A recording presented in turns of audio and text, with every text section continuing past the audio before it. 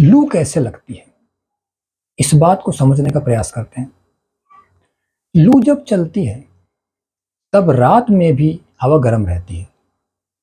ऐसे में घर में तो किसी तरह हम अपना बचाव कर लेते हैं, मगर जब घर से बाहर जाना पड़ता है और विशेष रूप से धूप में, तो हालत ऐसी हो जाती है जैसे किसी निहत्थे सैनिक को बाड़मेर की बॉर्डर पर भेज दिया हो गोलियां खाने के लिए।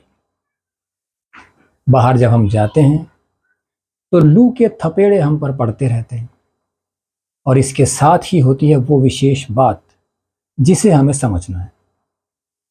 होता यह है कि ये अत्यधिक गर्म हवा, एक्सेसिवली हॉट एयर, ये सांस के द्वारा हमारे फेफड़ों तक जाती है। एक सामान्य व्यक्ति 1 मिनट में 16 से 18 बार सांस लेता है।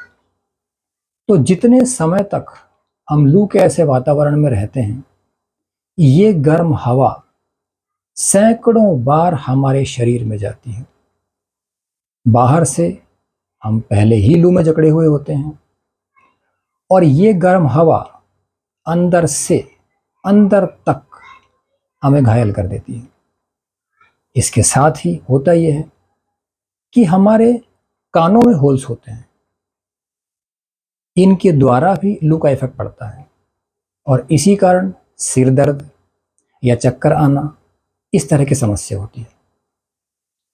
तो कुल मिलाकर लू हमें बाहर से और अंदर से पूरी तरह जकड़ लेती है, और हम लू से युद्ध हार जाते हैं। मगर हमें हारना नहीं है, वरना मेरे चैनल का फायदा क्या हो। मेरे 2 वीडियोस, एक लू से बचाव और दूसरा लू में जाए तब, वो मैं पहले ही अपलोड कर चुका हूँ, जिनमें स्टेप बाय स्टेप एक एक चीज़ को समझाने का मैंने पूरा प्रयास किया है कि लू को कैसे फेस किया जाए। इसलिए मैं आपको ज़्यादा बोर नहीं करूँगा, बस एक लॉजिक वाली बात समझ लीजिए। वो ये है कि जब भी ऐसे वातावरण में जाएं, तो एक कॉटन स्कार्फ द्वारा, जिसका कपड़ा झीना हो, जिसमें से हवा आर पार आ जा सके ताकि हम सांस ले सकें, उससे अपने शरीर को यहाँ से यहाँ तक कंप्लीटली कवर अप कर लीजिए, क्योंकि बाकी शरीर पर तो आपने कपड़े पहने हुए हैं। जब आप ऐसा कर लेंगे तो आपको एक कवच मिल जाएगा और लू उसे भेद नहीं पाएगी।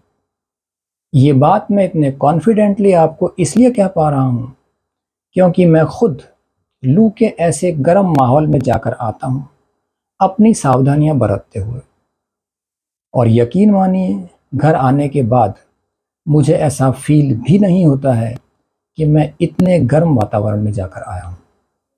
आप चाहें तो मेरी बात का विश्वास कर सकते हैं, ये आजमा कर देख सकते हैं। Thank you.